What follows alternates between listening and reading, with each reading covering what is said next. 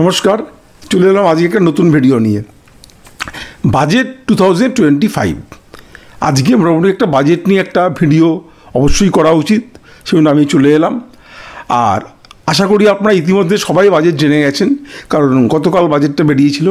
আপনারা বাজেটের সময় সবাই অবহিত হয়ে গেছেন এবং এই বাজেটে আমাদের কোন কোন দিকগুলো আমাদের ঠিকঠাক হবে শেয়ার মার্কেটের জন্য এবং বাজেট কীরকম হলো সব মিলিয়ে একটা এই ভিডিওটা আপনারা দেখুন। ভিডিওটা আশা করি আমরা যারা শেয়ার মার্কেটে বা মিউচুয়াল ফান্ডে যারা ইনভেস্টমেন্ট করি তাদের জন্য ভিডিওটা খুব কাজে লাগতে পারে। এখন বাজেট কেমন হলো এই ব্যাপারে বলতে গেলে প্রথমেই বলতে হয়, দেখুন এই বাজেটের মধ্যে নেগেটিভ কিন্তু কিছু পাওয়া যায়নি, যেটা অন্যান্য বার কিন্তু পাওয়া যায়। হয় কোনো ট্যাক্স বাড়ে বা কোনো রকম কোনো সেক্টর হয়তো কম অ্যালোকেশন থাকে, ইত্যাদি ইত্যাদি থাকে, যার জন্য কিন্তু প্রতিবারই একটা বাজেটে কিন্তু একটা নেগেটিভ কোনো না কোনো জায়গায় থেকে যায়। কিন্তু এবারে বাজেটে একটা সবচেয়ে উল্লেখযোগ্য জিনিস হচ্ছে যে নেগেটিভ সেন্টিমেন্ট কোথাও নেই, অর্থাৎ নেগেটিভ সেন্টিমেন্ট নেই মানে আমি ধরে নেবো এটা একটা পজিটিভ বাজেট এবং এই বাজেটটা আগামী দিনের জন্য আমাদের ভালো হবে বলে আমরা মনে করছি। সব থেকে যেটা উল্লেখযোগ্য জিনিস, যেটা আমাদের মধ্যবিত্ত মানুষের পক্ষে খুবই আমাদের রিল্যাক্সেশন দেয় এবং যে জন্যে আমরা সকাল থেকে বসে থাকি যে আমাদের অর্থমন্ত্রী আমাদের জন্য কী ঘোষণা করেন, দ্যাট ইজ ইনকাম ট্যাক্স। এবার ইনকাম ট্যাক্সে কিন্তু আমাদের সরকার কিন্তু একটা বিরাট ছাড় দিয়েছে, অর্থাৎ 12 লক্ষ টাকা পর্যন্ত আপনারা অলরেডি জেনে গেছেন যে আমাদের কিন্তু ইনকাম ট্যাক্স ছাড় দিয়েছে এবং এটা স্ট্যান্ডার্ড ডিডাকশন বাদ দেওয়ার পরে। অর্থাৎ আপনার যদি মাসে 1 লক্ষ টাকা বা তার চেয়ে সামান্য কিছু বেশি আয় হয় তাহলে কিন্তু আপনি মোটামুটি এবার কিন্তু আপনারা নিউ ট্যাক্স রিজিমে যারা ট্যাক্স ভরবে রিটার্ন ভরবেন তাদের কিন্তু কোনো ট্যাক্স দিতে হবে না।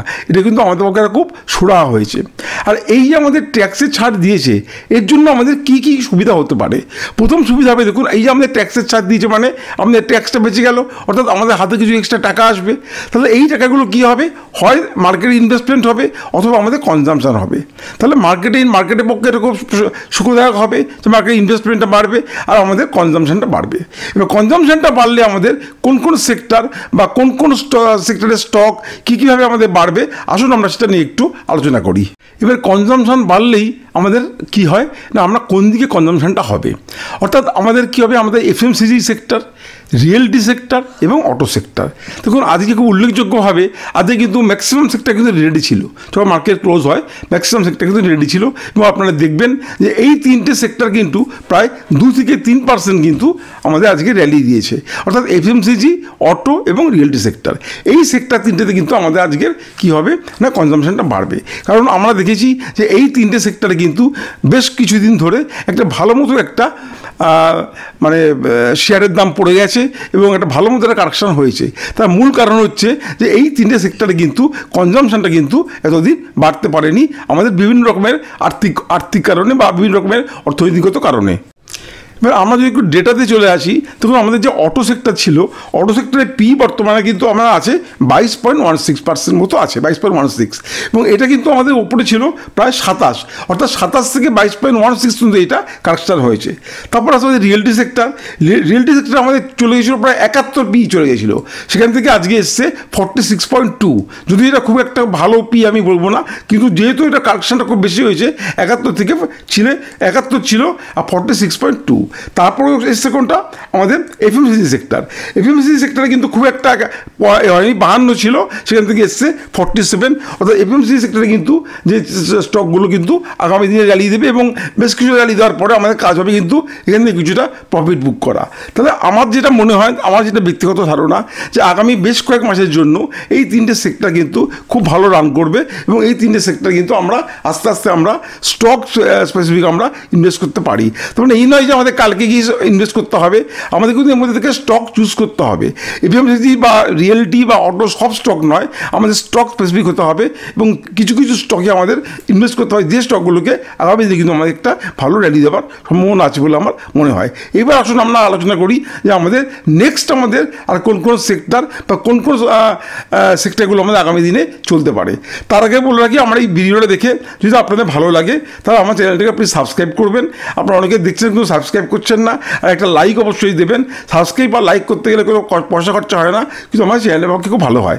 আর কি করবেন না, আপনি কমেন্ট করবেন, কারণ আমি প্রত্যেকটা কমেন্ট পড়ি এবং কমেন্টে আমি উত্তর দিই। আর যদি আপনার ভালো লাগে তো অবশ্যই এটাকে আপনাদের বন্ধুবান্ধব বা যারা চেনা পরিচিতি আছে তাদেরকে শেয়ার করবেন। আর নিচে আমার হোয়াটসঅ্যাপ নাম্বার দেওয়া থাকবে। আপনাদের স্টকের জন্য বা মিউচুয়াল ফান্ডের জন্য বা আপনাদের পোর্টফোলিওর ব্যাপারে যদি কোনো রকম জিজ্ঞাসা থাকে বা আপনার কোনো সাজেশন লাগে, আপনারা আমাকে বলবেন, আমি প্রত্যেকটা হোয়াটসঅ্যাপ পড়ি এবং হোয়াটসঅ্যাপে উত্তর দিই। আসুন আমরা এবারে এগিয়ে যাচ্ছি যে এই তিনটে সেক্টর ছাড়া আর আগামী দিনে কোন কোন সেক্টরগুলো আমাদের আগামী দিনে র্যালি দিতে পারে। এরপরে একটা খুব সুন্দর সুখবর হতে পারে যদি আজকের রিজার্ভ ব্যাঙ্ক যদি আজকের রেট কাট করে। রিজার্ভ ব্যাঙ্ক রেট কাট করলে কিন্তু আমরা দেখব যে আগামী দিনে কিন্তু আমাদের মার্কেটে কিন্তু খুব ভালো একটা র্যালি দেওয়ার সম্ভাবনা আছে, বিশেষ করে ফাইন্যান্সিয়াল সেক্টর এবং যে সেক্টরগুলো আমি আলোচনা করছি এই সেক্টরগুলোতে কিন্তু একটা ভালো র্যালি দিতে পারে। এবার আমি একটা ছোট্ট আলোচনা করিনি যে সেক্টরটা আগামী দিনের জন্য আমি খুব একটা র্যালি দেখছি না, that is railway sector. Railway sector নিয়ে অনেকেরই অনেক আশা ভরসা ছিল। তার জন্য আপনারা দেখেছেন যে যেদিন বাজেট বেরোয় সেদিন কিন্তু প্রত্যেকটা সেক্টর কিন্তু 4-5%, 4%, 5%, 6% বাজেট আগেই কিন্তু তারা র্যালি দিয়ে বেড়ে গিয়েছিল। কিন্তু কী হয়েছে না, আমরা দেখলাম যে আমাদের অর্থমন্ত্রী কিন্তু রেলওয়ে বাজেটে কিন্তু কোনো রকম এই বাজেটে কিন্তু রেলওয়ে সেক্টর নিয়ে কোনো কিন্তু উচ্চবাচ্য করেননি। জাস্ট আমাদের কী ছিল না 2.52 একটা ক্যাপেক্স ছিল, যে যার জন্য অ্যালোকেশন ছিল সেটাই আছে এবং এটা রিমেইন আনচেঞ্জড, অর্থাৎ এটাকে কোনো রকম পরিবর্তন উনি করেননি। তখন আমি আগের দিনে ভিডিওতে কিন্তু বলেছিলাম যে স্টকগুলো এতদিন ধরে র্যালি দিয়েছে সেই স্টকগুলো যে আবার আগামী দিনেও র্যালি দেবে সেরকম কিন্তু সম্ভাবনা কিছু নেই, বা সাধারণত এটা উল্টোটাই হয়। অর্থাৎ যে স্টকগুলো এতদিনে র্যালি দিয়েছে সেই স্টকগুলো কিন্তু আগামী দিনে র্যালি নাও দিতে পারে। আজকে তাই হলো, রেলওয়ে স্টকে কিন্তু কোনো কিছু হলো না এবং সঙ্গে সঙ্গে যেখানে 5% প্লাসে ছিল সে প্রত্যেকটা স্টক কিন্তু আবার 3 to 4% মাইনাসে চলে গেল। তখন আজকে আমাদের মার্কেট কিন্তু ক্লোজ হলো। পাশাপাশি আমি ডিফেন্স সেক্টরের কথা বলবো যে ডিফেন্স সেক্টরে কিন্তু 6.8 লাখ ক্রোর অ্যালোকেশন হয়েছে এবং এইটা কিন্তু 12.9% প্রায় বেশি অ্যালোকেশন হয়েছে। যদিও আজকে ডিফেন্সের স্টকগুলো খুব একটা র্যালি দেয়নি, তবে আমি এক্ষেত্রেও বলবো যে ডিফেন্সের স্টকের ক্ষেত্রে কিন্তু আমরা খুব স্টক স্পেসিফিক হয়ে যাব, সব স্টকের ক্ষেত্রে নয়। কিছু স্টক আগামী দিনে র্যালি দিতে পারে বা র্যালি দেওয়ার সম্ভাবনা আছে বলে আমার মনে হয়। তাহলে রেলওয়ে স্টকের ব্যাপারে আমরা খুব একটা উৎসাহ দেখাবো না, কিন্তু ডিফেন্সের স্টকে আমরা কমফর্টেবলি কিছুটা উৎসাহ দেখাতে পারি। এবার আসুন আমাদের বাদবাকি কোন কোন সেক্টর বা আমাদের র্যালি দিতে পারে সেইটা আমরা আসছি। নেক্সট সেক্টর হচ্ছে আমাদের এমএসএমই সেক্টর, অর্থাৎ micro small and medium enterprise. এই এন্টারপ্রাইজগুলো আছে, এখানে গভর্নমেন্ট কিন্তু খুব উৎসাহ দেখিয়েছে এবং গভর্নমেন্ট আগামী দিনে এদের ক্রেডিট সম্বন্ধে বিভিন্ন রকম এদের ফেসিলিটি দেবে বলে এটা কিন্তু বলেছে। এবং সেই জন্য এই সম্বন্ধে যে স্টকগুলো আছে, আমি কিন্তু কোনো স্টকের আমি রেকমেন্ডেশন করছি না, জাস্ট এক্সাম্পল দিচ্ছি আপনাদের বোঝানোর সুবিধার জন্য। যেমন ধরুন যে সমস্ত ব্যাংক বা যে সমস্ত কনসার্ন, যে সমস্ত মানে কোম্পানি এদেরকে লোন দিয়ে থাকে, যেমন ধরুন বন্ধন ব্যাংক আছে, উজ্জীবন স্মল ফাইন্যান্স ব্যাংক আছে, এই জাতীয় ব্যাংকগুলো কিন্তু এই ক্ষেত্রে উপকৃত হবে এবং এদের স্টকগুলো কিন্তু আগামী দিনে র্যালি দিতে পারে। নেক্সট আমি বলবো জুয়েলারি স্টক। জুয়েলারি স্টকে কিন্তু 20% তারিফ কিন্তু গভর্নমেন্ট এবারে রিডিউস করেছে, তার জন্য এটা খুবই সুখবর। এবং আজকে দেখেছি আমরা যে জুয়েলারি স্টকগুলো কিন্তু মোটামুটি একটা প্লাসের দিকে ছিল। তবে জুয়েলারি স্টকের ব্যাপারে আমি আবারও বলছি, আমাদের কিন্তু স্টক স্পেসিফিক হতে হবে। এই নয় যে জুয়েলারি স্টক সমস্ত কিছু র্যালি দেবে, আমাদের জুয়েলারি স্টকগুলো কিন্তু আগামী দিনে ভালো পারফর্ম করতে পারে বলে আমার ধারণা। এবং এবারের বাজেটে যেহেতু একটা এমপ্লয়মেন্টের ব্যাপারে গভর্নমেন্ট খুব নজর দিয়েছে, সেজন্য তারপরের সেক্টর যেটা আসছে সেটা হচ্ছে কিন্তু ফুটওয়্যার সেক্টর। ফুটওয়্যার সেক্টরে গভর্নমেন্ট বলছে যে 22 লাখ পিপল, 22 লক্ষ লোক অর্থাৎ এখানটায় কাজ পেতে পারে। শুধু ফুটওয়্যার সেক্টরে কিন্তু গভর্নমেন্ট একটা ভালো বুস্টিং করেছে, তারা 4 লাখ কোটি টাকা তারা এখানে ইনভেস্টমেন্ট করেছে এবং তারা চাইছে যেখান থেকে 1.1 লাখ ক্রোর কিন্তু এখান থেকে একটা এক্সপোর্ট হওয়ার সম্ভাবনা আছে। তাহলে যে সেক্টরগুলো আমি বললাম এই সেক্টরগুলো আপনারা লক্ষ্য রাখবেন, মনে রাখবেন এবং আগামী বছরের জন্য এই সেক্টরগুলো কিন্তু খুবই ভালো কাজ দেবে এবং আমার মনে হয় যে এই সেক্টরের স্টকগুলোর দিকে আমাদের লক্ষ্য রাখা উচিত আগামী দিনে যারা আমরা স্টক মার্কেটে আমরা কাজ করব।